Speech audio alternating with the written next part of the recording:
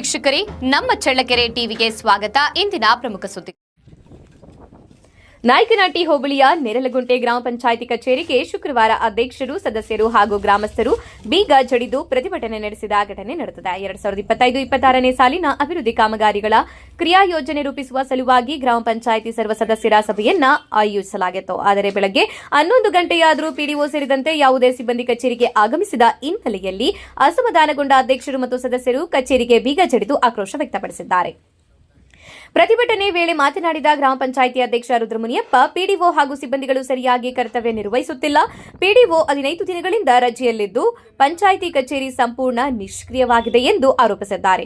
ಗ್ರಾಮ ಪಂಚಾಯಿತಿ ವ್ಯಾಪ್ತಿಯ 33 ಫಲಾನುಭವಿಗಳ ವೈಯಕ್ತಿಕ ಶೌಚಾಲಯಗಳ ಬಿಲ್ ಪಾವತಿಯಲ್ಲಿ ವಿಳಂಬವಾಗಿದೆ. ಸಾಮಾನ್ಯ ವರ್ಗಕ್ಕೆ ರು 12,000 ಹಾಗೂ ಪರಿಶಿಷ್ಟ ಜಾತಿ ಪಂಗಡದ ಫಲಾನುಭವಿಗಳಿಗೆ 20,000 ಧನ ಸಹಾಯ ನೀಡಲಾಗಿಲ್ಲ ಎಂದು ದೂರಿದ್ದಾರೆ.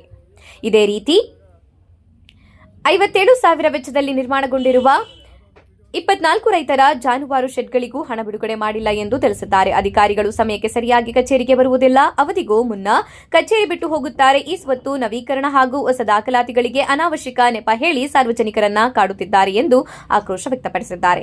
ಗ್ರಾಮದಲ್ಲಿ ಸ್ವಚ್ಛತೆ ಹದಗೆಟ್ಟಿದ್ದು ಚರಂಡಿಗಳು ತುಂಬಿಕೊಂಡಿವೆ. ಕುಡಿಯುವ ನೀರಿನ ಪೂರೈಕೆಯಲ್ಲೂ ವ್ಯತ್ಯಯ ಉಂಟಾಗಿದೆ. ಇದರಿಂದ ಸೊಳ್ಳೆಗಳ ಹಾವಳಿ ಹೆಚ್ಚಾಗಿ ಸಾಂಕ್ರಾಮಿಕ ರೋಗಗಳ ಭೀತಿ ಎದುರಾಗಿದೆ.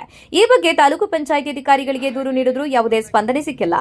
ಅದಕ್ಕಾಗಿಯೇ ಪಂಚಾಯಿತಿ ಕಚೇರಿಗೆ ಬೀಗ ಜಡಿದು ಪ್ರತಿಭಟನೆ ನಡೆಸಲಾಗುವುದು ಎಂದು ಹೇಳಿದ್ದಾರೆ. ಪ್ರತಿಭಟನೆಯಲ್ಲಿ ಸದಸ್ಯರಾದ ತಿಪ್ಪೇಸ್ವಾಮಿ, ಈರಣ್ಣ, ಗಿಡ್ಡಯ್ಯ, ಚಂದ್ರಶೇಖರ ಹಾಗೂ ಗ್ರಾಮಸ್ಥರಾದ ರೇವಣ್ಣ, ತಿಪ್ಪೇಸ್ವಾಮಿ ಸೇರಿದಂತೆ ಹಲವಾರು ಜನ ಭಾಗವಹಿಸಿದರು.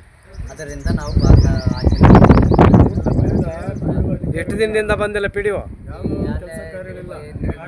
ಶೌಚಾಲಯ ಬಿಲ್ಲುಗಳಿಲ್ಲ, ಧನ ಶೆಡ್ಯೂಲ್ ಬಿಲ್ಲುಗಳಿಲ್ಲ. ಆಮೇಲೆ ಈ ಸ್ವಲ್ಪ ಅರ್ಜಿ ಕೊಟ್ಟಿರ್ತಕ್ಕಂಥ ಯಾವ ಫಾಲೋಅಪ್ ಆಗಿಲ್ಲ.